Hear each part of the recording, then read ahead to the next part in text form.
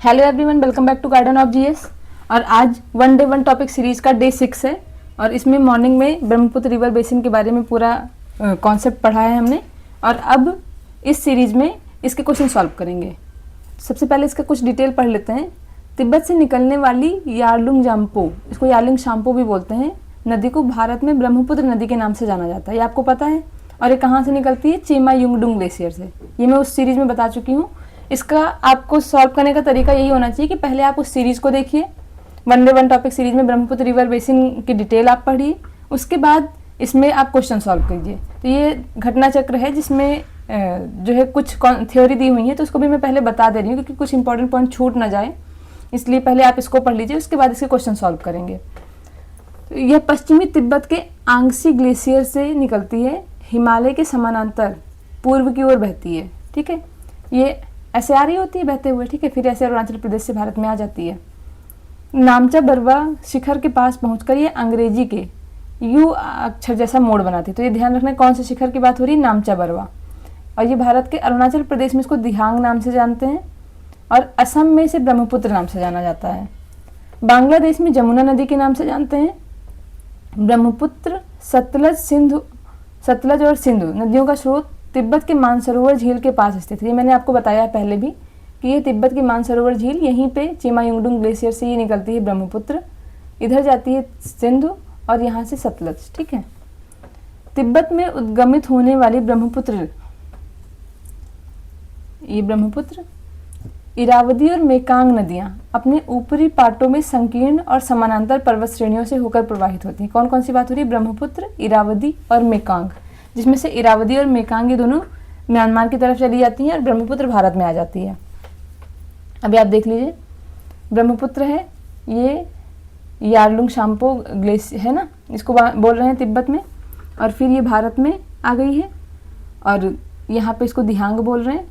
फिर ये लोहित, यहीं पे नामचा बरवा है यहीं पर, ठीक है, और फिर ये लोहित इसकी सहायक नदी है, फिर ये भारत में आ रही है और असम में ब्रह्मपुत्र के नाम से जाना जाता है। फिर ये इसमें बहुत क्लियर मैप नहीं है, आप उस वीडियो को देखें तो ज़्यादा अच्छा समझ में आएगा कि यहाँ पे इसको जमुना के नाम से जान रहे हैं, फिर मेघना मिलती है तो इसका नाम मेघना हो जा रहा है। ठीक है, ब्रह्मपुत्र को तिब्बत में शाम्पो या सापू के नाम से जाना जाता है। ठीक है, ब्रह्मपुत्र की सहायक नदियाँ हैं जयमोली, तिस्ता, कामेंग, सुबनसिरी, धनसिरी, दिबांग, पगलादिया, जिया भरेली, संकोस, लोहित।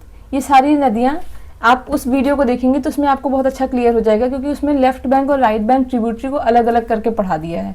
तो कभी ऐसा भी क्वेश्चन अगर आ जाए तो वो क्वेश्चन भी गलत नहीं होने चाहिए, और उसमें सीक्वेंस भी है प्रॉपर, कौन सी पूरब से पश्चिम का अगर क्रम लगाना है। अगर इस तरह के टफ से टफ क्वेश्चन भी आ जाए तो भी आपके क्वेश्चन गलत नहीं होंगे। लोहित नदी पूर्वी तिब्बत की जयालचू पर्वत श्रेणी से निकलती है और यह नदी अरुणाचल प्रदेश तथा असम में बहती है। सुबनसिरी का उद्भव हिमालय क्षेत्र से होता है, यह असम, अरुणाचल प्रदेश तथा तिब्बत क्षेत्र में बहती है। बराक नदी मणिपुर पहाड़ी से निकलकर मिजोरम तथा असम से बहती हुई बांग्लादेश में प्रवेश करती है। असम घाटी में ब्रह्मपुत्र नदी गुम्फित जलमार्ग बनाती है जिसमें कुछ बड़े नदी द्वीप भी मिलते हैं। जैसे आपने इसका नदी द्वीप पढ़ा होगा, माजुली नदी द्वीप है, वो विश्व का सबसे बड़ा नदी द्वीप है। ठीक है, इसमें वही देखिए, विश्व का सबसे बड़ा नदी द्वीप माजुली शामिल है और माजुली को वहाँ पे एक नेशनल पार्क भी है और वहीं पर माजुली द्वीप को एक जिला बना दिया गया है, इसलिए विश्व का सबसे बड़ा नदी द्वीपीय जिला कौन सा है? वो भी माजुली है। तिब्बत पठार को चेंगतांग क्वाघाई तिब्बत पठार के नाम से भी जाना जाता है। यह समुद्र तल से औसतन 4500 मीटर की ऊंचाई पर है। इसे विश्व का छत बोलते हैं। किसको? तिब्बत के पठार को। आपको पता है पहले से। तिब्बत के पठार से निकलने वाली नदियाँ कौन सी हैं? यांगसी, ह्वांगहो, ये सब चाइना की हैं। सिंधु भारत की हो गई, सतलज भारत की है, ब्रह्मपुत्र भारत, बांग्लादेश इन सब की है, मेकांग नदी और साल्वीन ये दोनों साउथ ईस्ट एशिया की नदियां हैं। आप क्वेश्चन सॉल्व करेंगे। देखिए, ये IAS प्री 2011 में आया हुआ क्वेश्चन है। तिब्बत में उत्पत्ति वाली प्रमुख कौन सी? ब्रह्मपुत्र, इरावदी और मेकांग नदियाँ अपने ऊपरी पाटों में संकीर्ण और समानांतर पर्वत श्रेणियों से होकर प्रवाहित होती हैं। ठीक है, ये बोल रहे हैं कि ऐसे, मतलब ऐसे समानांतर प्रवाहित होती हैं। इन नदियों में ब्रह्मपुत्र भारत में प्रविष्ट होने से ठीक पहले अपने प्रवाह में एक यू टर्न लेती है, ऐसे आ रही होती है और यहाँ से एकदम से यू टर्न ले लेती है। ठीक है, यह यूटर्न क्यों बनता है और ये यूटर्न कहाँ से लेती है, यहाँ पे नामचा बरवा है, यहीं से यूटर्न लेती है। तो ये क्या है कि वलित हिमालय श्रेणियों में उत्थान के कारण नहीं, वलित हिमालय श्रेणियों में उत्थान से कोई मतलब नहीं है इसका यूटर्न का, भूवैज्ञानिक तरुण हिमालय के अक्ष संघीय नमन के कारण। यही है जो प्लेट है ना इंडिया की, वो प्लेट ऐसे है, तो इसी प्लेट के कारण ही ये यूटर्न ले रही होती है। तो ये भूवैज्ञानिक तरुण हिमालय के अक्ष संघीय, ये अक्ष संघीय शब्द ध्यान रखना है, नमन के कारण है। तृतीय कल्पित वलित पर्वतमालाओं में भू विवर्तनिक विक्षोभ के कारण नहीं, ऐसा नहीं है, ये मेनली यही है भूवैज्ञानिक इसका कारण है कि हिमालय का जो है वो अक्ष संघीय नमन के कारण, क्योंकि देखिए हिमालय भी ऐसे ही है ना, हिमालय ऐसे बना हुआ है, ऐसे आता है ऐसे, ये नेपाल भूटान सिक्किम में सारा होते हुए नॉर्थ ईस्ट, और नॉर्थ ईस्ट से फिर ऐसे हिमालय की रेंज, ऐसा नहीं कि म्यांमार में इधर जाती ना, ये यहीं से हिमालय ऐसे मुड़ जाता है, ठीक है। और ये हिमालय क्यों मुड़ता है, क्योंकि इंडियन प्लेट ही ऐसी है, इंडियन प्लेट का जो आकार है वो ऐसा है, इस वजह से हिमालय भी ऐसे ही यूटर्न लेते हुए फिर ये नॉर्थ ईस्ट से होता हुआ, जिसको नागा मिजो ये सब पहाड़ियों के नाम से आगे इसका एक्सटेंशन है, फिर यही एक्सटेंशन आगे चल करके चला जाता है जो अंडमान निकोबार आइलैंड के रूप में आपको दिखाई देता है, ठीक है। और म्यांमार का अराकान योमा भी इसी का विस्तार है एक तरह से, ठीक है। तो इसका आंसर आई होप आपको क्लियर हो गया होगा। देखिए बोल रहे हैं कि तिब्बत में उत्पत्ति पाने वाली ब्रह्मपुत्र, इरावदी और मेकांग नदियाँ, अपने ऊपरी वही सब डिटेल बता दिया है इन्होंने, बस यही लिख दिया है कि तरुण हिमालय के अक्ष संघीय नमन के कारण, ठीक है। इसको अक्ष संघीय नमन बोलते हैं, बस ये ध्यान रखना है आपको। भारत में यारलुंग जाम्पो नदी को किस नाम से जाना जाता है, ब्रह्मपुत्रा, इसमें कोई डाउट ही नहीं होना चाहिए। और असम में दिहांग नाम से जाना जाता है, बांग्लादेश में जमुना के नाम से, तिब्बत में मानसरोवर झील के पास जिस नदी का स्रोत है वह कौन सी है, तीनों ही हो जाएंगी, ब्रह्मपुत्र सिंधु सतलज, ठीक है, उपर्युक्त सभी। नेक्स्ट क्वेश्चन है, बराक लोहित सुबनसिरी कौन सी अरुणाचल प्रदेश से होकर बहती है। अब देखिए मैंने इसीलिए आपको बताया था कि बराक नदी बहुत इंपॉर्टेंट है, ये मैंने उस वाले वीडियो में बता रखा है जो 1 डे 1 टॉपिक सीरीज का कॉन्सेप्ट है, उसमें बता रखा है कि बराक नदी को जहाँ क्वेश्चन में आता है वो आपको कंफ्यूज करा देगा, क्योंकि आपको नॉर्मली लगेगा कि ये है ब्रह्मपुत्रा, इसमें सुबनसिरी ऐसे मिल रही है, यहाँ ये ब्रह्मपुत्र हो गई, यहाँ से ऐसे लोहित मिल रही है, तो ये तो अरुणाचल प्रदेश से आ ही रही है, तो आपको लगेगा कि बराक भी हो सकता है कहीं मुझसे छूट गई हो, आ रही हो ना। बराक यहाँ मणिपुर पहाड़ी से निकलती है, मणिपुर से, और मणिपुर से होते हुए ये बांग्लादेश में जाती है, ठीक है, और बांग्लादेश में जाकर के मेघना इसी का नाम हो जाता है, ठीक। तो ये बांग्लादेश में जैसे प्रवेश करती 2 भागों में बढ़ जाती है, और वहाँ से फिर इसका नाम मेघना, जहाँ फिर 2 भाग आपस में मिलते हैं वहाँ से फिर इसका नाम मेघना हो जाता है यहाँ से, ठीक है। और यहाँ तक कि बराक है, तो बराक नदी अरुणाचल प्रदेश से होकर बहेगी नहीं, जब ये इधर अरुणाचल प्रदेश यहाँ है और यहाँ पे क्या है, ये मेघालय हो गया, ये इधर मणिपुर है, ये वहाँ से निकलती है, ठीक है। तो ये आप ऑप्शन 1 हटा दीजिए तो ये हट गया, ये हट गया, ये हट गया, सारे ऑप्शन हट गए, फिर आंसर बी आ गया आपका। अब देख लीजिए इसमें क्या बोल रहे हैं कि लोहित और सुबनसिरी अरुणाचल प्रदेश से होकर बहती हैं, जबकि बराक नदी मणिपुर पहाड़ी से निकलकर मणिपुर, मिजोरम तथा असम से बहती हुई बांग्लादेश में प्रवेश करती है, ठीक है। मानस नदी किस नदी की उपनदी है। अब ऑब्वियस है ब्रह्मपुत्र की है, ये गोदावरी महानदी और कृष्णा की तो है नहीं। ब्रह्मपुत्र नदी तिब्बत में किस नाम से जानी जाती है, शाम्पो के नाम से, और चेमा युंगडुंग ग्लेशियर से निकलती है मानसरोवर झील के पास। ब्रह्मपुत्र नदी का बहाव क्षेत्र है तिब्बत, बांग्लादेश, भारत, तीनों ही है, ऑप्शन ए हो जाएगा। बाकी देखिए क्या बोल रहे हैं, भारत, चीन, बांग्लादेश, नहीं चीन नहीं है, तिब्बत वाला चाइना का ही पार्ट, लेकिन तिब्बत अगर ऑप्शन में है तो आपको चीन नहीं लगाना है, पाकिस्तान से कोई मतलब ही नहीं है इसका, और यहाँ पे भूटान में भी नहीं है, ठीक है, तो इसका आंसर ए हो जाएगा। नेक्स्ट है, ब्रह्मपुत्र की सहायक नदियाँ बतानी है। दिबांग है, कामेंग है, लोहित है, तीनों ही हैं। देखिए कैसे, ये है ब्रह्मपुत्र, लोहित यहाँ से मिल रही है, ठीक है, कामेंग यहाँ है और दिबांग इधर है, ठीक, इधर दिबांग है। बाकी इसकी ट्रिक मैंने बता रखी है, आप उस वीडियो में जाकर के देखिएगा 1 डे 1 टॉपिक सीरीज में, तो उसमें ट्रिक आपको मिलेगी इसकी।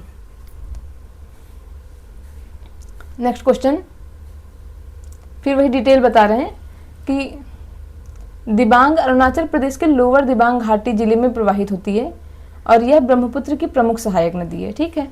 कामेंग अरुणाचल प्रदेश के तवांग जिले में पूर्वी हिमालय की पहाड़ियों से उद्गमित यह नदी अरुणाचल प्रदेश में कामेंग नाम से और असम में जिया भारोली के नाम से जानी जाती है। यह ब्रह्मपुत्र की प्रमुख सहायक नदी है और सुबनसिरी ब्रह्मपुत्र की सबसे बड़ी सहायक नदी है। गंगा की सबसे बड़ी सहायक नदी कौन सी है, आप कमेंट में बताइए।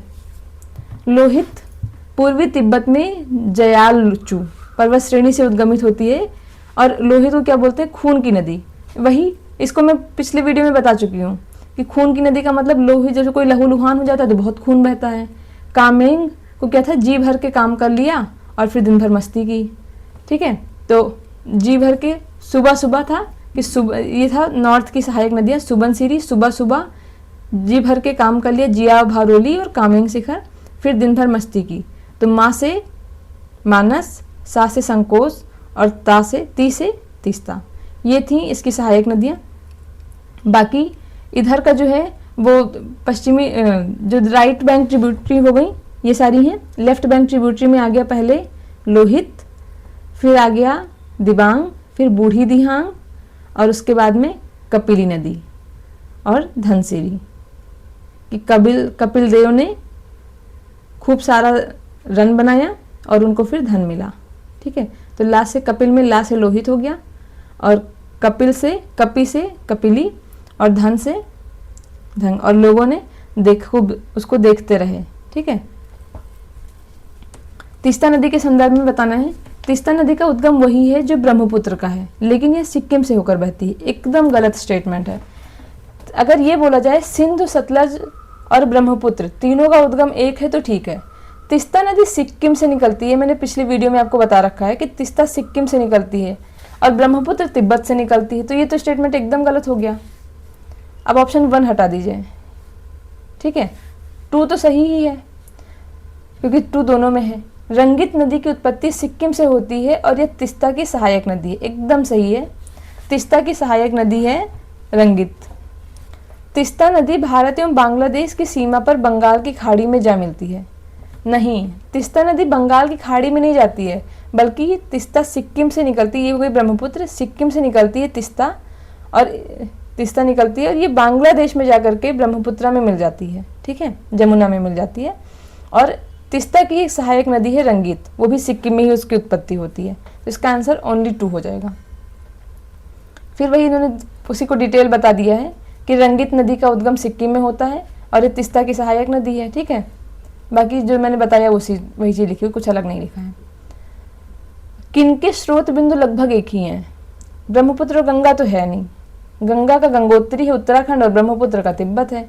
देखिए ऑप्शन सी हो जाएगा। तापी और ब्यास का नहीं है, तापी कहाँ साउथ में है, सतपुड़ा पहाड़ी, और ब्यास जो है वो निकलती है भारत से। ठीक है, मतलब नॉर्थ इंडिया में, हिमाचल प्रदेश से।